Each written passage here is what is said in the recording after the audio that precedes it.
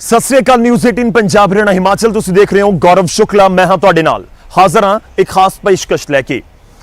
सूबे दे विच इस समय करोना दा कहर है। लोग घरां दे विच बंद ने, त्राहिमाम कर रहे ने ते इस विचाले टेक उन्हां दी सरकार दे उत्ते कि सरकार दे मंत्री ते संतरी कुछ रणनीति बनाउणगे, राहत उन्हां तक पहुंचाउणगे। पर जिस मीटिंग दे विच तुहाडे लई कोई रणनीति बननी सी, सूबे दी जनता लई कोई रणनीति बननी सी, उस मीटिंग दे विच तां बवाल हो गया। अपनी इस खास पेशकश के जरिए असीं तुहानूं दस्सांगे कि शनिचरवार नूं होई प्री कैबिनेट की मीटिंग दे विच विवाद की वजह की सी, विवाद होया क्यों ते हुण अफसरां तो अक्के कांग्रेसी किवें अफसरशाही के खिलाफ लामबंद हो रहे ने ते नाल ही दस्सांगे कि इस विवादां दे नाल भरी मीटिंग के नतीजे की निकल सकते हैं।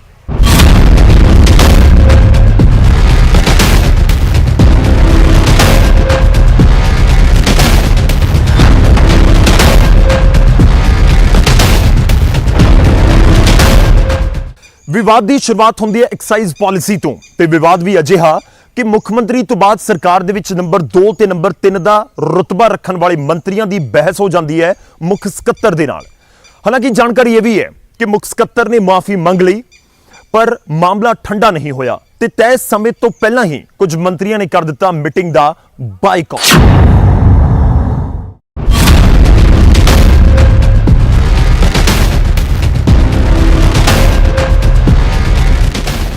एक पासे कोरोना खतरनाक होंदा जा रहा है तो दूजे पासे पंजाब की सियासत पक गई है। सियासी माहौल इन्ना पखिया होया है कि इतिहास ही बन गया। पहली बार कैबिनेट मंत्रियों ने कैबिनेट मीटिंग का बाइकाट कर दिता। एक्साइज नीति सोधन दे लई शनिचरवार नूं मीटिंग रखी गई सी पर हंगामा हो गया। मंत्रियों की मुख सकत्तर करन अवतार सिंह दे नाल तिखी बहस हुई जिस नूं मंत्रियों ने अपनी इज्जत का सवाल बना लिया। हालांकि मुख सकत्तर ने माफी भी मंगी पर मंत्री ठंडे ना होए। एक दे बाद एक करके सारे मीटिंग चों बाहर चले गए। सब तो पहला शुरुआत वित्त मंत्री मनप्रीत सिंह बादल ने की अते फिर बारी बारी एक एक करके मंत्री मीटिंग तो बाहर आउंदे गए। चंडीगढ़ पंजाब भवन दे विच मीटिंग रखी गई सी। कई मंत्री इस मीटिंग दे विच शामिल होने के लिए पंजाब भवन पहुंचे पर मुख सकत्तर वीडियो कॉन्फ्रेंसिंग के जरिए मीटिंग नूं संबोधन कर लगे जिस नूं लैके विवाद खड़ा हो गया। कुछ मंत्रियों ने इतराज किया तो फिर मुख सकत्तर भी पंजाब भवन पहुंच गए। एक्साइज नीति बारे सोधां की तजवीज़ पेश कर लगे किसी नुकते ते कैबिनेट मंत्री चरणजीत सिंह चन्नी ने इतराज जाहिर किया तो मुख सकत्तर ने थोड़े तलख तेवर अपनाए अते फिर इस गल नूं लैके हंगामा वध गया। मंत्रियों ते मुख सकत्तर दे विचाले गर्मा गर्मी हो गई अते फिर जो कुछ होया वो किसी तो लुकिया नहीं है। एक्साइज पॉलिसी नूं लैके रखी गई मीटिंग हंगामे की भेट चढ़ गई अते हुणे मीटिंग सोमवार नूं दोबारा बुलाई गई है जिस विच एक्साइज पॉलिसी दे विच कीते जाण वाले बदलावां ते मोहर लग सकती है। Bureau report news 18।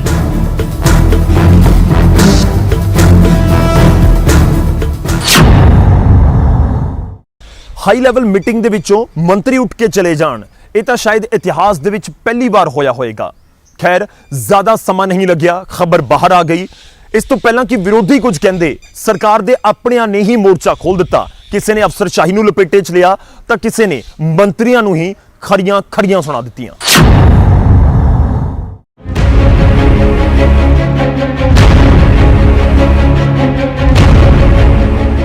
मंत्रियों संतरियों की खड़की तो कांग्रेस वंडी गई।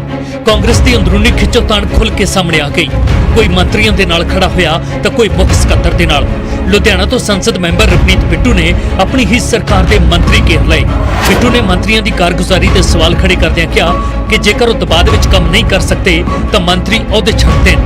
कई होर योग लोग ड्यूटी निभाउण लई तैयार बैठे ने। बिट्टू ने मंत्रियों को यह भी चुनौती दी कि जां तां मंत्रियों वाली पावर दिखाओ ते या फिर मंत्रिमंडल दे विचों बाहर आ जाओ।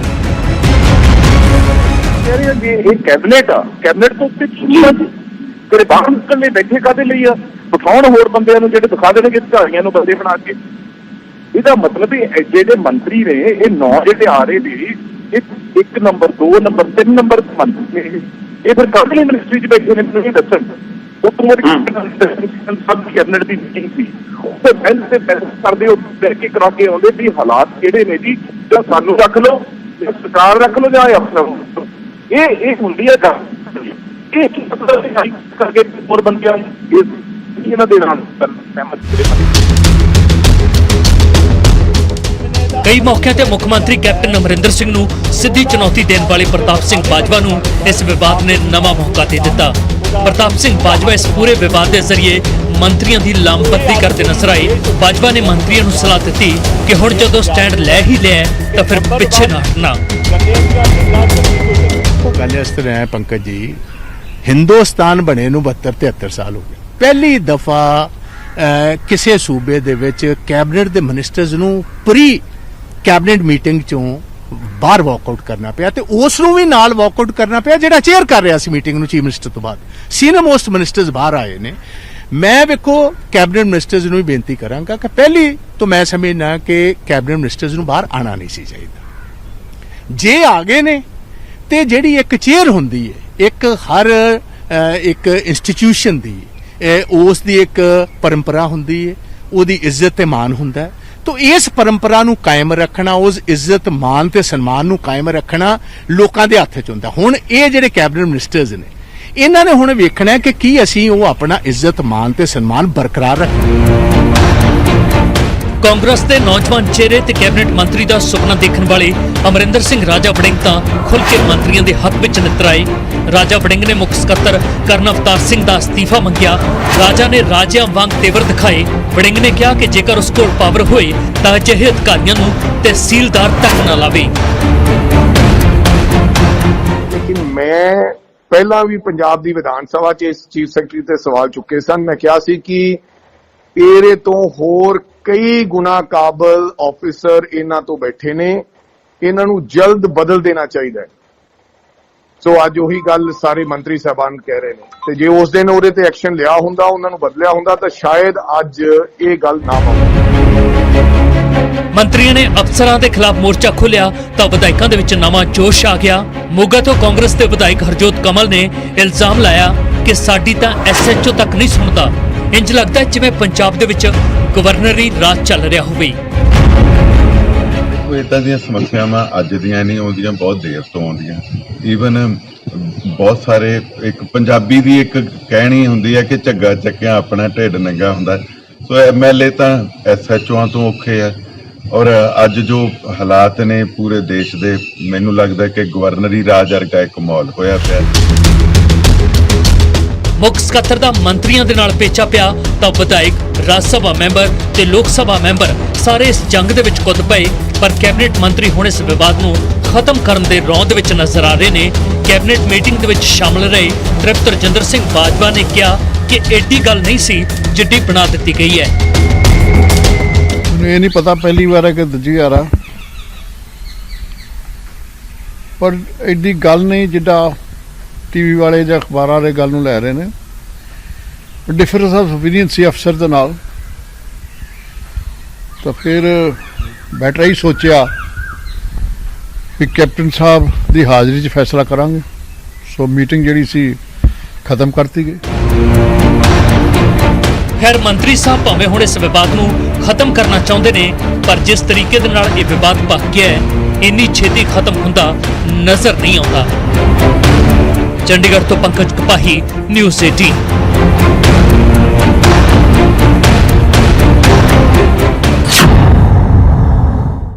ਤਾਂ ਵਿਵਾਦਾਂ ਦੇ ਨਾਲ ਭਰੀ ਇਸ ਮੀਟਿੰਗ ਦੇ ਉੱਤੇ ਬਵਾਲ ਮਚਿਆ ਹੈ। ਵਿਧਾਇਕ ਤੇ ਮੰਤਰੀ ਇੱਕ ਸੁਰ ਦੇ ਵਿੱਚ ਅਫਸਰਸ਼ਾਹੀ ਦੇ ਖਿਲਾਫ ਆਵਾਜ਼ ਬੁਲੰਦ ਕਰ ਰਹੇ ਨੇ ਤੇ ਇਸ ਵਿਚਾਲੇ ਮੌਕਾ ਤਾਂ ਉਹਨਾਂ ਦੇ ਹੱਥ ਵੀ ਲੱਗਿਆ ਜੋ ਹਮੇਸ਼ਾ ਸਰਕਾਰ ਨੂੰ ਘੇਰਨ ਦੀ ਜੁਗਤ ਦੇ ਵਿੱਚ ਰਹਿੰਦੇ ਨੇ। ਜੀ ਹਾਂ, ਵਿਰੋਧੀਆਂ ਵੱਲੋਂ ਤਾਂ ਇਸ ਮੁੱਦੇ ਉੱਤੇ ਸਰਕਾਰ ਦੇ ਖਿਲਾਫ ਖੂਬ ਤਿੱਖੇ ਤੀਰ ਛੱਡੇ ਜਾ ਰਹੇ ਨੇ।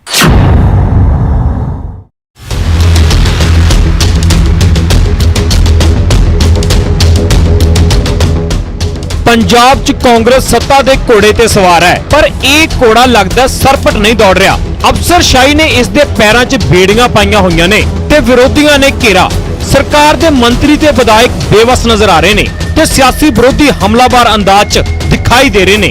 ਮੁੱਖ ਸਕੱਤਰ ਨਾਲ ਮੰਤਰੀਆਂ ਦੀ ਖੜਕੀ ਤਾਂ ਸਿਆਸੀ ਵਿਰੋਧੀਆਂ ਨੂੰ ਇੱਕ ਨਵਾਂ ਮੌਕਾ ਹੱਥ ਲੱਗ ਗਿਆ। ਮੰਤਰੀਆਂ ਤੇ ਅਫਸਰਸ਼ਾਹੀ ਦੀ ਖਾਨਾਜੰਗੀ 'ਚ ਮੌਕਾ ਵੇਖ ਕੇ ਅਕਾਲੀ ਦਲ ਤੇ ਬੀਜੇਪੀ ਨੇ ਵੀ ਕਾਂਗਰਸ ਸਰਕਾਰ ਤੇ ਹਮਲਾ ਬੋਲ ਦਿੱਤਾ। ਦੋਵੇਂ ਧਿਰਾਂ ਨੇ ਇਲਜ਼ਾਮ ਲਗਾਇਆ ਕਿ ਸੂਬੇ ਦੇ ਲੋਕ ਕੋਰੋਨਾ ਤੇ ਮੰਦਹਾਲੀ ਦੇ ਸੰਕਟ ਨਾਲ ਲੜ ਰਹੇ ਨੇ ਪਰ ਸਰਕਾਰ ਦੇ ਮੰਤਰੀ ਚੌਧਰ ਦੀ ਲੜਾਈ 'ਚ ਲੱਗੇ ਹੋਏ ਨੇ, ਜਿਨ੍ਹਾਂ ਨੂੰ ਪੰਜਾਬ ਦੀ ਕੋਈ ਫਿਕਰ ਹੀ ਨਹੀਂ ਹੈ। ਸਰਕਾਰ ਨੂੰ ਪਤਾ ਹੀ ਨਹੀਂ ਹੈ ਕਿ ਇਸ ਮੁਸ਼ਕਿਲ ਵਕਤ 'ਚ ਕਰਨਾ ਕੀ ਹੈ।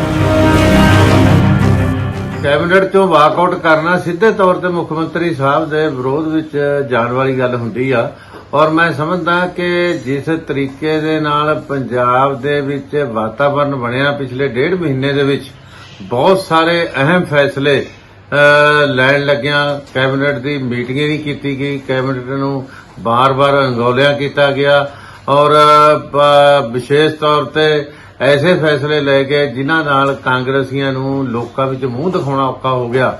ਅੱਜ ਕਾਂਗਰਸ ਵਿਰੁੱਧ ਉੱਠ ਰਹੀਆਂ ਜਿਹੜੀਆਂ ਬਗਾਵਤਾਂ ਨੇ ਹੇਠਲੇ ਲੈਵਲ ਤੇ, ਉਹਦਾ ਨਿਸ਼ਾਨੀ ਆ ਕਿ ਜਿਹੜੇ ਸੀਨੀਅਰ ਵਜ਼ੀਰ ਨੇ ਉਹਨਾਂ ਨੂੰ ਆਪਣਾ ਗੁੱਸਾ ਭਾਵੇਂ ਉਹਨਾਂ ਨੇ ਮੁੱਖ ਸਕੱਤਰ ਤੇ ਝਾੜਿਆ, ਪਰ ਸਹੀ ਮਾਇਨੇ ਵਿੱਚ ਇਹ ਗੁੱਸਾ ਮੁੱਖ ਮੰਤਰੀ ਸਾਹਿਬ ਦੇ ਵਿਰੁੱਧ ਸੀ। ਅਫਸਰਾਂ ਦਾ ਤੇ ਮੰਤਰੀਆਂ ਦਾ ਤਾਲਮੇਲ ਪੂਰੀ ਤਰ੍ਹਾਂ ਜਿਹੜਾ ਆ ਟੁੱਟ ਚੁੱਕਾ ਆ ਔਰ ਪੂਰੀ ਸਰਕਾਰ ਕਨਫਿਊਜ਼ਡ ਹੈ ਔਰ ਉਹਦੇ ਵਿੱਚ ਜਿਹੜੇ ਪੰਜਾਬ ਦੇ ਕਾਂਗਰਸ ਦੇ ਪ੍ਰਧਾਨ ਉਹ ਕੁਝ ਹੋਰ ਕਹਿ ਰਹੇ ਨੇ, ਉਹਨਾਂ ਦੇ ਜਿਹੜੇ ਐਮਪੀ ਨੇ ਉਹ ਕੁਝ ਹੋਰ ਕਹਿ ਰਹੇ ਨੇ।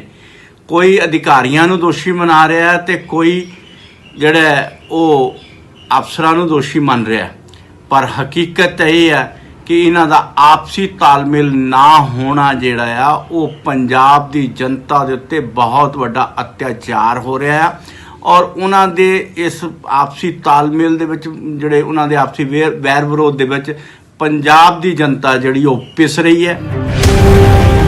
ਆਮ ਆਦਮੀ ਪਾਰਟੀ ਨੇ ਕਾਂਗਰਸ ਨੂੰ ਬਿਨਾਂ ਡਰਾਈਵਰ ਦੀ ਸਰਕਾਰ ਦੱਸਿਆ, ਕੈਪਟਨ ਅਮਰਿੰਦਰ ਸਿੰਘ ਨੂੰ ਨਾਕਾਮ ਮੁੱਖ ਮੰਤਰੀ ਦਾ ਦਰਜਾ ਦੇ ਦਿੱਤਾ।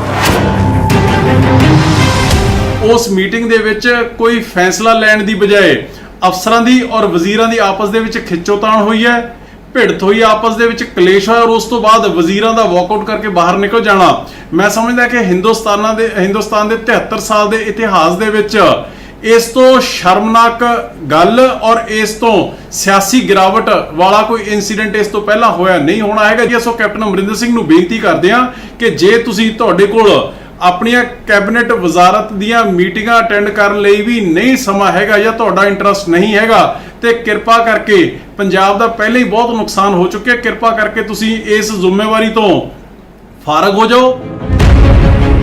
ਕੈਪਟਨ ਸਰਕਾਰ 'ਚ ਅਫਸਰਸ਼ਾਹੀ ਦੇ ਹਾਵੀ ਹੋਣ ਦੀਆਂ ਖਬਰਾਂ ਜਦੋਂ ਤੋਂ ਇਹ ਸਰਕਾਰ ਬਣੀ ਹੈ ਉਸੇ ਵੇਲੇ ਤੋਂ ਹੀ ਨੇ, ਪਰ ਮੰਤਰੀਆਂ ਤੇ ਮੁੱਖ ਸਕੱਤਰ ਵਿਚਾਲੇ ਪੈਦਾ ਹੋਏ ਤਾਜ਼ਾ ਵਿਵਾਦ ਨੇ ਸਰਕਾਰ ਦੀ ਸਥਿਤੀ ਬੇहद ਪਤਲੀ ਕਰ ਦਿੱਤੀ ਹੈ ਤੇ ਸ਼ਾਇਦ ਸਿਆਸੀ ਵਿਰੋਧੀ ਵੀ ਇਸੇ ਮੌਕੇ ਦੀ ਭਾਲ 'ਚ ਸਨ।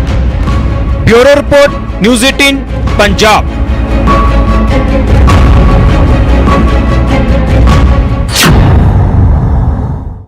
ਹੁਣ ਸਵਾਲ ਤਾਂ ਇਹ ਵੀ ਹੈ ਕਿ ਇਸ ਮੀਟਿੰਗ ਦਾ ਸਿੱਟਾ ਕੀ ਮੁੱਖ ਸਕੱਤਰ ਕਰਨ ਅਵਤਾਰ ਦੀ ਕੁਰਸੀ ਜਾਏਗੀ ਜਾਂ ਮੁੱਖ ਮੰਤਰੀ ਕੈਪਟਨ ਅਮਰਿੰਦਰ ਸਿੰਘ ਇਸ ਪੂਰੇ ਵਿਵਾਦ ਨੂੰ ਕਿਵੇਂ ਹੈਂਡਲ ਕਰਨਗੇ? ਇਸ ਵਿਵਾਦਾਂ ਦੇ ਨਾਲ ਭਰੀ ਮੀਟਿੰਗ ਦਾ ਨਤੀਜਾ ਕੀ ਨਿਕਲੇਗਾ? ਇਸ ਰਿਪੋਰਟ ਜ਼ਰੀਏ ਸਮਝੋ।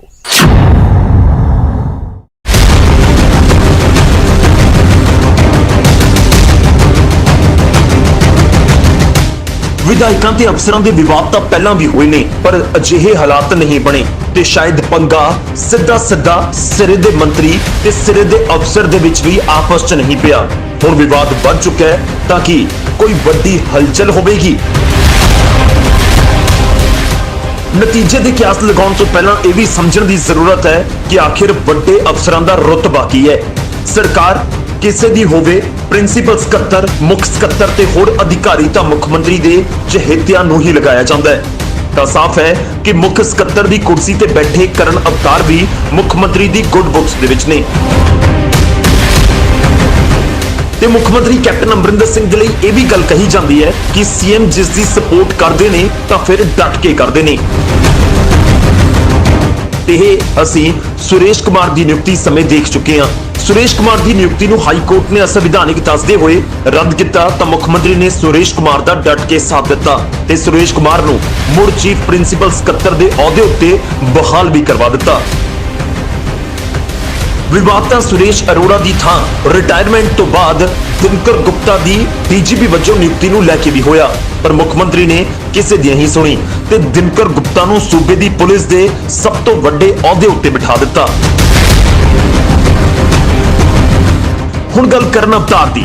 ਦਰਅਸਲ ਇਸ ਅਫਸਰਸ਼ਾਹੀ ਨੂੰ ਜਾਣਕਾਰ ਮੁੱਖ ਮੰਤਰੀ ਦੀ ਕਿਚਨ ਕੈਬਨਿਟ ਦੇ ਨਾਮ ਨਾਲ ਵੀ ਸੰਬੋਧਿਤ ਕਰਦੇ ਨੇ, ਜਿਨ੍ਹਾਂ ਦੇ ਵੱਲੋਂ ਹੀ ਸਰਕਾਰ ਦੇ ਵੱਡੇ ਫੈਸਲੇ ਲਏ ਜਾਂਦੇ ਨੇ। ਕਰਨ ਅਵਤਾਰ ਵੀ ਲੰਬੇ ਵੇਲੇ ਤੋਂ ਮੁੱਖ ਮੰਤਰੀ ਦੀ ਫੇਵਰੇਟ ਲਿਸਟ ਦੇ ਵਿੱਚ ਸ਼ਾਮਲ ਨੇ, ਤਾਂ ਸਾਫ਼ ਹੈ ਕਿ ਕੈਪਟਨ ਇੰਨੀ ਜਲਦੀ ਤਾਂ ਕਰਨ ਅਵਤਾਰ ਦੀ ਕੁਰਸੀ ਨਹੀਂ ਖੋਣਗੇ। ਤੇ ਜਾਣਕਾਰੀ ਇਹ ਵੀ ਹੈ ਕਿ ਵਿਵਾਦ ਨੂੰ ਠੰਡਾ ਕਰਨ ਲਈ ਹੀ ਸ਼ਨੀਵਾਰ ਨੂੰ ਹੋਣ ਵਾਲੀ ਕੈਬਨਿਟ ਦੀ ਮੀਟਿੰਗ ਨੂੰ ਇਸ ਵਿਵਾਦ ਤੋਂ ਬਾਅਦ ਮੁੱਖ ਮੰਤਰੀ ਵੱਲੋਂ ਮੁਲਤਵੀ ਕਰ ਦਿੱਤਾ ਗਿਆ ਸੀ। ਤਾਂ ਸਾਫ਼ ਹੈ ਕਿ ਕਰਨ ਅਵਤਾਰ ਦੀ ਕੁਰਸੀ ਤੇ ਤਲਵਾਰ ਫਿਲਹਾਲ ਬਹੁਤੀ ਤਿੱਖੀ ਤਾਂ ਨਹੀਂ। ਦੂਜੇ ਪਾਸੇ ਸਵਾਲ ਤਾਂ ਇਹ ਵੀ ਹੈ ਕਿ ਮੰਤਰੀ ਕਿੰਨੇ ਇਕਜੁੱਟ ਰਹਿ ਪਾਉਂਦੇ ਨੇ, ਕਿਉਂਕਿ ਕਿਸੇ ਇੱਕ ਮੰਤਰੀ ਦਾ ਸਾਥ ਸਾਰੇ ਮੰਤਰੀ ਦੇਣ ਮੁੱਖ ਮੰਤਰੀ ਦੇ ਫੇਵਰੇਟ ਦੇ ਖਿਲਾਫ ਇਹ ਵੀ ਔਖਾ ਹੀ ਨਜ਼ਰ ਆਉਂਦਾ ਹੈ। ਖੈਰ, ਤਾਂ ਨਤੀਜਾ ਇਹੋ ਨਿਕਲਣ ਦੀ ਉਮੀਦ ਹੈ ਕਿ ਕੈਪਟਨ ਦੀ ਘੋੜ ਹੀ ਕੰਮ ਕਰੇਗੀ। ਹਾਂ, ਇਸ ਵਾਰ ਮਾਮਲਾ ਗੰਭੀਰ ਭੋਰਾ ਜ਼ਿਆਦਾ ਹੋ ਗਿਆ ਤਾਂ ਸ਼ਾਇਦ ਮੰਤਰੀਆਂ ਦਾ ਦਿਲ ਰੱਖਣ ਦੇ ਲਈ ਝਿੜਕਾਂ ਅਫਸਰਾਂ ਨੂੰ ਵੀ ਪੈ ਜਾਣ। Bureau report, news 18 Punjab.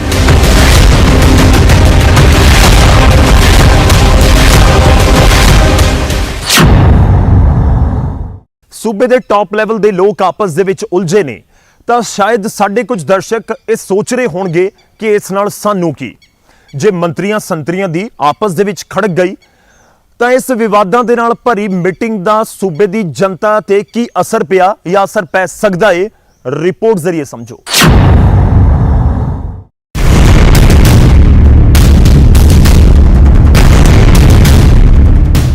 ਵਿਵਾਦ ਤਾਂ ਸਾਰਾ ਸ਼ਰਾਬ ਨੂੰ ਲੈ ਕੇ ਹੀ ਖੜਾ ਹੋਇਆ।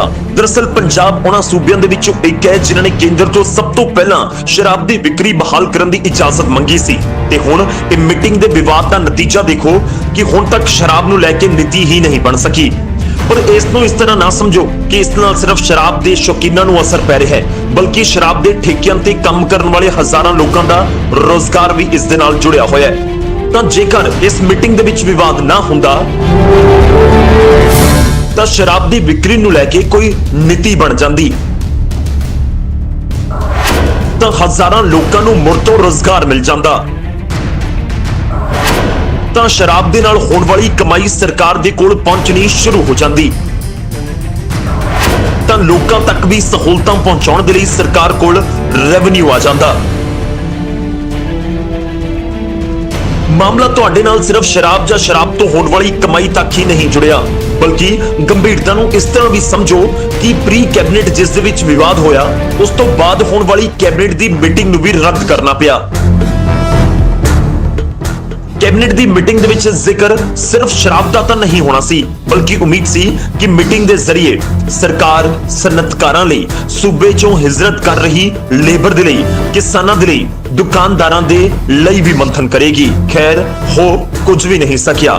ਤਾਂ ਸਾਫ਼ ਹੈ ਕਿ ਜਦੋਂ ਵੱਡੇ ਅਹੁਦਿਆਂ ਉੱਤੇ ਬੈਠੇ ਅਹੁਦੇਦਾਰਾਂ ਦੇ ਵਿੱਚ ਤਕਰਾਰ ਹੁੰਦੀ ਹੈ ਤਾਂ ਉਸ ਦਾ ਅਸਰ ਘੁੰਮ ਫਿਰ ਕੇ ਪੈਂਦਾ ਤਾਂ ਆਮ ਜਨਤਾ ਤੇ ਹੀ ਹੈ।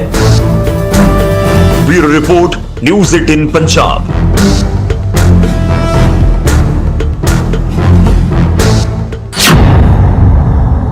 ਸੂਬੇ 'ਚ ਕੈਪਟਨ ਸਰਕਾਰ ਬਣੇ ਨੂੰ 3 ਸਾਲ ਤੋਂ ਜ਼ਿਆਦਾ ਦਾ ਸਮਾਂ ਹੋ ਚੁੱਕਾ ਹੈ ਤੇ ਇਹਨਾਂ 3 ਸਾਲਾਂ ਦੇ ਵਿੱਚ ਮੰਤਰੀ ਜਾਂ ਵਿਧਾਇਕਾਂ ਦੇ ਵੱਲੋਂ ਕਿੰਨੀ ਵਾਰ ਅਫਸਰਸ਼ਾਹੀ ਤੇ ਸਵਾਲ ਚੁੱਕੇ ਗਏ, ਸ਼ਾਇਦ ਗਿਣਨਾ ਵੀ ਔਖਾ ਹੈ।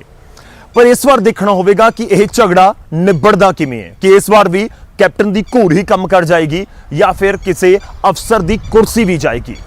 ਨਿਊਜ਼ 18 ਦੀ ਨਜ਼ਰ ਇਸ ਪੂਰੇ ਵਿਵਾਦ ਤੇ ਬਣੀ ਰਹੇਗੀ। ਫਿਲਹਾਲ ਦੇ ਲਈ ਮੈਨੂੰ ਯਾਨੀ ਗੌਰਵ ਸ਼ੁਕਲਾ ਨੂੰ ਇਜਾਜ਼ਤ ਦਿਓ। ਧੰਨਵਾਦ।